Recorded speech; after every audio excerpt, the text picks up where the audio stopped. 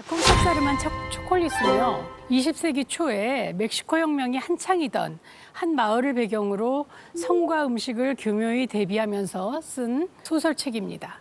그런데 우리나라에는 이 소설을 원작으로 한 영화가 이미 오래전에 개봉됐는데, 재미있는 건 이 영화 감독이 저자인 라우라 에스퀴벨의 남편인 알폰소 아리우라는 겁니다. 저자는 실제로 이 책을 영화 시나리오로 생각하고 집필했기 때문에 영화로도 굉장히 호평을 받고 여러 상을 수상했어요.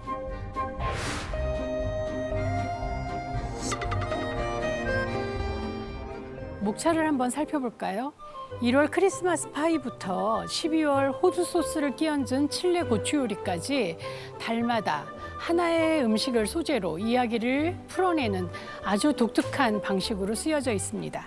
주인공 티타는 멕시코의 대농장을 운영하는 한 부부의 막내딸로 태어납니다. 안타깝게도 티타가 태어난 지 이틀 만에 아버지가 심장마비로 세상을 떠나고 엄마 마마 엘레나는 하루아침에 대농장을 운영해야 하는 처지에 놓이죠.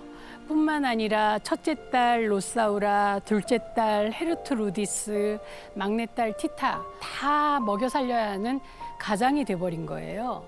이 엄마는 남편의 갑작스러운 죽음에 충격을 받아서인지 어린 티타에게 애정을 보이지 않습니다.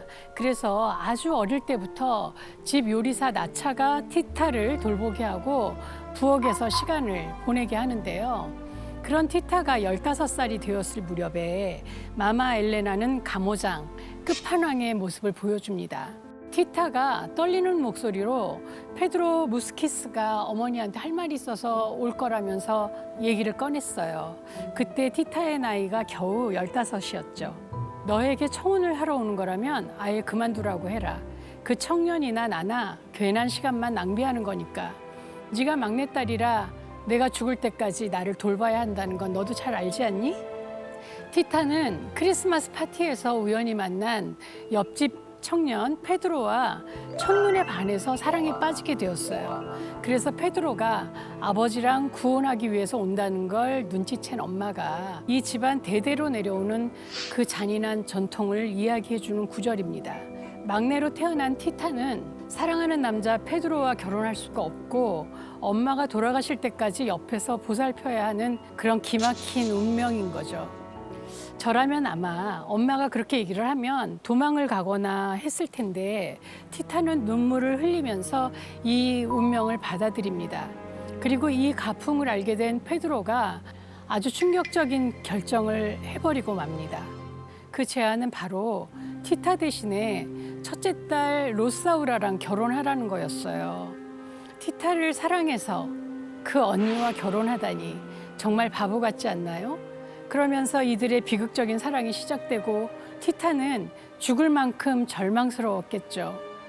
나차는 많은 경험을 통해 티타가 만난 크리스마스 파이를 먹는 동안에 아무런 슬픔도 느끼지 않는다는 것을 잘 알았다. 하지만 이번에는 그 방법도 통하지 않았다. 위가 텅 빈 것 같은 허전함이 여전히 가시지 않았다. 티타는 배가 고파서 허전한 게 아니라는 걸 깨달았다. 또 흥미로운 게 같이 밥을 먹어보면 그 사람이 어떤 사람인지 알 수 있다는 거죠. 이런 점 때문에 사실 바람도 밥 먹다 나는 경우가 많아요. 같이 밥을 먹다가 우연히 생선살을 발라서 올려주거나 혹은 깻잎 같은 것이 잘 떨어지지 않을 때 이렇게 떼어주거나 하는 배려에서 마음이 흔들려 버리는 거죠. 그래서 밥 먹는 동안 이 사람이 나를 이렇게 계속 관심 있게 보고 또 배려해 주는구나. 여기에 이제 마음이 흔들리는 거예요. 그래서 그렇게 식사 자리에서는 정이 가고 정이 떨어지고 하는 거예요. 자, 우리의 티타와 페드로는 어떤지 볼까요? 페드로가 아무 이유 없이 갑자기 그녀의 요리를 칭찬하지 않게 되면서 시작되었다. 상심한 티타는 더 맛있는 요리를 내놓기 위해 갖은 정성을 다 기울였다. 티타는 마마 엘레나가 페드로에게 식사를 칭찬하지 말라고 요구한 사실을 까마득하게 몰랐다. 마마 엘레나는 로사우라가 임신 때문에 몸이 불어난 것만으로도 우울해하고 자신감 없어 하는데 그런 그녀 앞에서 맛있는 음식을 구실로 티타를 칭찬하면 안 된다고 했던 것이다. 이 구절을 보면 페트로는 지금까지 티타가 해주는 음식을 먹고 그 요리를 계속 칭찬했다는 걸 알 수 있어요. 식사 자리에서 음식을 통해서 끊임없이 소통하고 사랑을 표현하고 확인해 간 겁니다. 요리가 이들의 사랑의 매개가 된 게 분명하죠. 마마 헬레네가 꾸중한 줄도 모르고 페드로가 요리에 대해서 칭찬을 안 해주니까 티타는 풀이 죽어요. 그런데 여기서 주목할 사람은 티타보다는 로사우라인데요. 페드로의 형식상의 부인 로사우라는 엄마 마마 엘레나가 시키는 대로 페드로랑 결혼했고 그의 아이까지 가졌는데 30kg 가까이 살이 쪄갖고 너무 무기력하고 우울한 나날을 보내게 됩니다. 이 집안의 전통의 가장 피해자는 어쩌면 로사우라가 아닐까요? 어둠 속에서 발자국 소리가 들리자 그는 숨을 죽였다. 티타였다. 페트로는 고양이처럼 사뿐히 일어나 조용히 티타를 쫓아갔다. 티타는 누군가가 자신의 입을 막고 끌어당기자 깜짝 놀랐다. 페트로는 티타에게 키스하면서 그녀의 손을 잡아당겨서 자신의 몸을 더듬게 했다. 페트로와 티타의 아찔한 첫 키스 장면입니다. 페트로와 로사우라 사이에 태어난 아들, 즉 조카를 위해서 티타는 젖까지 물려줘요. 상상할 수 없는 일이죠. 로사우라가 젖이 안 나오니까 사랑하는 조카가 굶는 게 너무 마음이 아팠던 모양이죠. 그래서 티타에게 젖이 너무 풍성하게 나오게 됩니다. 이 젖이 잘 나오게 하려고 하루 종일 맥주를 마시는 바람에 한밤중에 화장실을 가게 되는 거예요. 페트로는 그녀가 풍기는 향에 이끌려서 조용히 따라가서 첫 키스를 하게 된 건데 얼마나 뜨거운 감정이 오갔을까요? 불행 중 다행인지 그때 마마 엘레나가 티타를 찾는 소리에 서둘러서 둘은 몸을 뗍니다.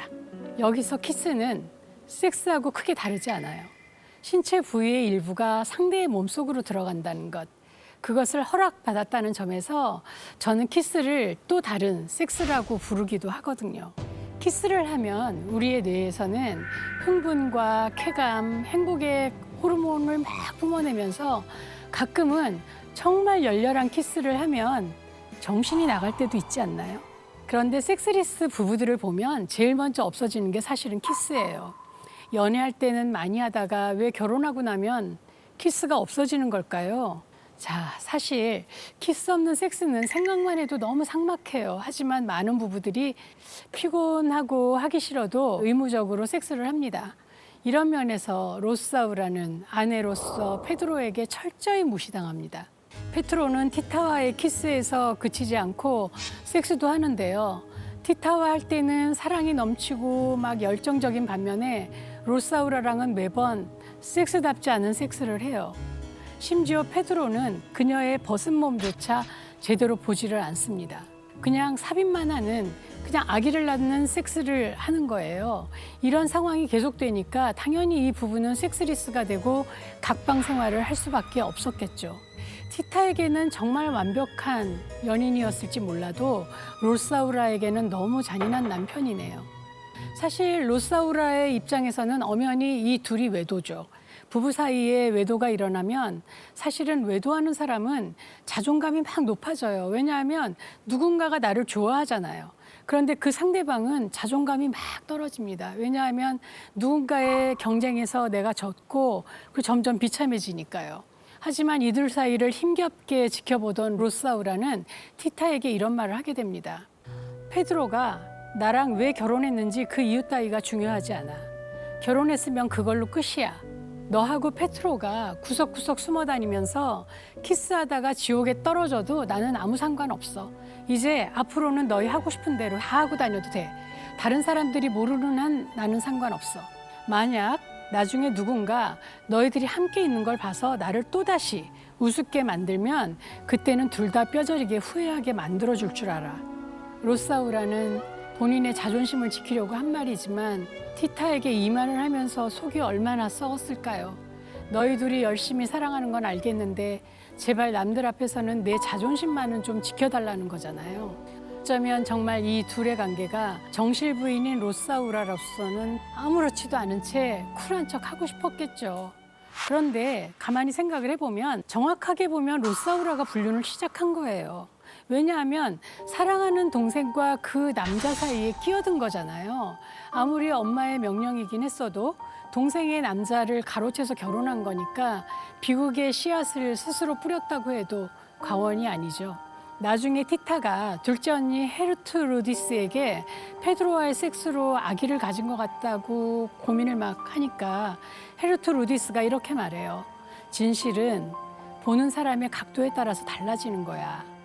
내 경우에는 너와 페트로가 진심으로 사랑하는데도 로사우라 언니가 아랑곳 없이 일부러 페트로와 결혼했다는 게 진실이야. 라면서 티타에게 끝까지 싸워서 페트로를 쟁취하라고 조언합니다.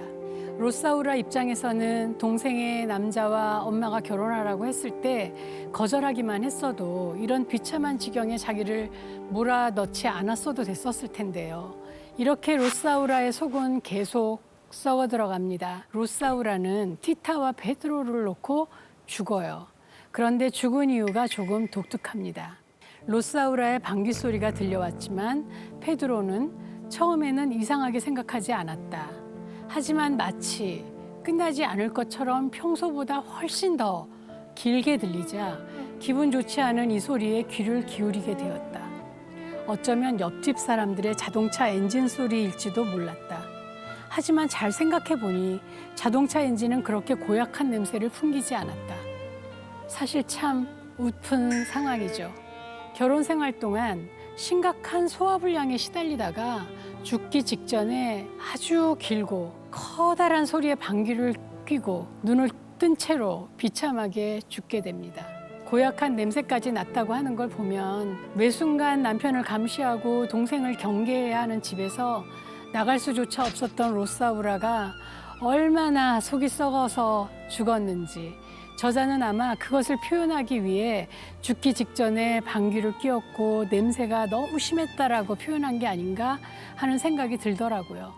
사실 로사우라가 그녀의 딸 역시 티타처럼 막내딸은 결혼하지 못하고 엄마를 죽을 때까지 보살펴야 한다는 전통의 희생물로 삼으려는 것 때문에 로사우라와 티타가 엄청나게 싸우게 되는데 그때 티타가 속으로 막 저주를 퍼부었었어요. 차라리 그 말을 안으로 집어삼켜 그 말이 푹푹 썩어서 벌레가 우글거릴 때까지 뱃속에 들어있는 게 더 나았을 텐데 라고요. 그 저주가 이루어졌던 걸까요? 아님 티타와 남편의 불륜을 참아내다가 속이 썩어버린 걸까요? 결국 티타와 페드로의 눈빛, 마음, 사랑이 로사우라를 시들게 했던 건 분명하죠. 이쯤 되면 헤르트루디스는 부디 온전한 사랑을 하면 좋겠다 이런 생각까지 드는데요. 이제 헤르트루디스의 사랑 이야기를 해볼까요? 다시 시간을 되돌려 볼게요. 페드로와 로사우라의 결혼식 날 죽은 채로 발견된 집 요리사 나차 기억나시죠? 어릴 때부터 부엌에서 어머니 대신 돌봐주었던 나차의 죽음은 티타에게 너무 큰 아픔이었어요. 그녀를 지켜보던 페드로는 그녀가 너무 풀이 죽어 있으니까 장미꽃을 선물합니다. 티타는 난생 처음으로 꽃 선물을 받아본 데다가 사랑하는 페드로가 주었으니까 마음이 막 들떴죠. 그리고 그때까지 이 티타는 페드로가 정말 나를 사랑한 걸까라는 마음 때문에 너무 힘들었거든요. 마마 엘레나가 티타에게 어떻게 네가 그 꽃다발을 받을 수 있냐면서 그 꽃다발을 버리라고 하는데 차마 버릴 수가 없었어요. 그래서 티타는 그걸 엄마 몰래 요리로 만들어요. 그 요리 이름이 바로 장미꽃잎을 곁들인 메추리 요리예요. 장미꽃잎을 하나하나 이렇게 뜯어서 요리를 하다 보니까 가시에 손가락을 찔려서 티타의 피가 스며들게 되고 이 요리가 곧 엄청난 파장을 몰고 옵니다. 그때 가장 큰 수혜자는 헤르트루디스였어요. 그녀는 이 음식을 먹고 다리에서부터 막 후끈한 열기가 올라오고 가랑이 가운데가 막 간지러우면서 의자에 제대로 앉아 있을 수도 없이 흥분을 해요. 몸에서 막 흐르는 분홍빛 땀방울에 온몸이 땀범벅이 돼갖고는 결국 견딜 수가 없어서 샤워를 하러 갑니다. 샤워기에서 떨어지는 물줄기가 몸에 닿기도 전에 증발해 버렸기 때문에 불행히도 헤르트루디스는 샤워를 즐길 수가 없었다. 그녀의 몸에서 뿜어져 나오는 열기가 어찌나 강했던지 나무 판자가 뒤틀리면서 불이 붙었다. 불길에 휩싸여서 타 죽을까봐 너무 두려웠던 나머지 완전히 벌거벗은 채로 샤워장에서 뛰쳐나왔다. 그때 그녀의 몸에서 뿜어져 나온 장미향은 멀리, 아주 멀리까지 퍼져나갔다. 헤르트 루디스의 몸이 얼마나 달아올랐는지 그녀의 몸에서 그 뿜어져 나오는 그 뜨거운 장미향은 또 얼마나 멀리 퍼졌는지 한 혁명군 장교가 전쟁터에서 그녀를 향해서 말을 타고 달려올 정도였어요. 헤르트 루디스와 일주일 전에 우연히 마주쳤던 바로 그 남자였죠. 장교는 샤워부스에서 뛰쳐나온 그녀의 허리를 낚아채서 타고 온 말 위에 앉혀요. 둘이 열정적으로 껴안고 키스하느라 장교가 말고삐를 놓았지만 막 알아서 질주를 합니다. 전 이 소설 속에서 바로 이 장면이 가장 관능적이고 감각적이었던 것 같아요. 이 작가는 요리가 우리의 오감을 자극하는 것처럼 소설을 써내려가고 있네요. 이렇게 사랑의 감정을 키워주는, 그리고 감각을 예민하게 해서 성감을 높여주는 식품을 최음제라고 하는데요. 헤르트 루디스에게 티타의 요리가 최음제나 마찬가지였던 거죠. 최음제 하니까 떠오르는 그림이 하나 더 있어요.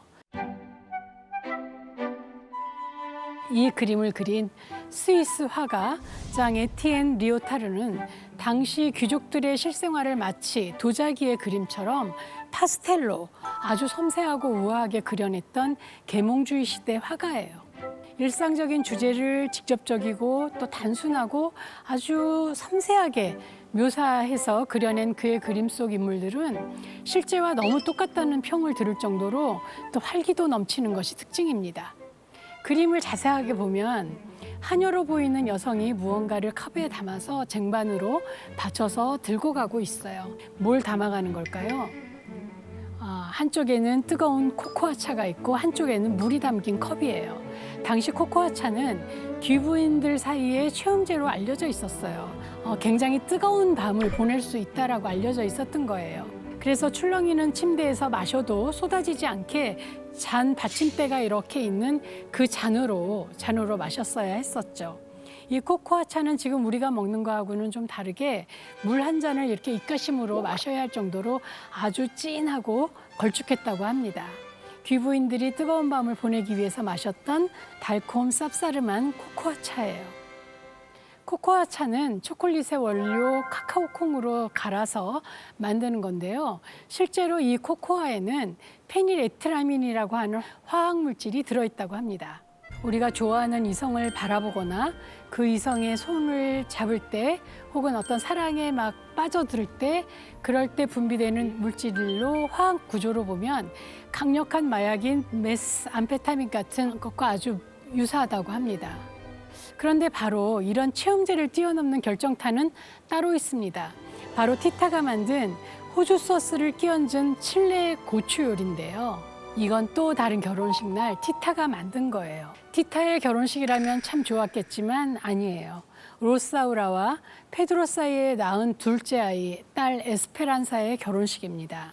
엄마 마마 엘레나도 죽었고 페드로 부인, 로사우로 언니도 죽었고 또 헤르트 루디스 언니는 집에 없었기 때문에 이 결혼식만 끝나면 집에 페드로와 또 티타 단둘이 온전히 남아있을 수 있었어요. 이날이 지나면 자신의 사랑을 구속했던 모든 답답함과 억압에서 벗어나서 꿈꿔왔던 이 둘만의 삶을 시작할 수 있다고 생각했을 때 얼마나 성적 환희에 가득 차 있었겠어요. 그러니까 이 성적 환희와 기대에 찬 그 마음으로 만든 요리를 먹은 하객들에겐 어떤 일이 일어났을까요? 모두 음탕한 시선으로 이 핑계 저 핑계를 대며 양해를 구하고는 얼른 자리를 떠났다. 모두 그곳에서 최대한 멀리 떨어진 곳으로 가서 격렬한 사랑을 나누었다. 어디든 상관없었다. 강이나 계단, 욕조, 벽난로, 오븐, 약국 판매대, 옷장, 나무 꼭대기도 가리지 않았다. 그날은 인류 역사상 가장 많은 창조가 이루어진 날이었다. 너무 재밌지 않으세요? 덕분에 페트로와 티타는 아무런 힘을 들이지 않고 집에 단둘이 남게 됩니다. 살면서 처음으로 누구의 눈치도 보지 않고 이제 정말 뜨거운 둘만의 시간을 즐길 수 있게 된 거죠.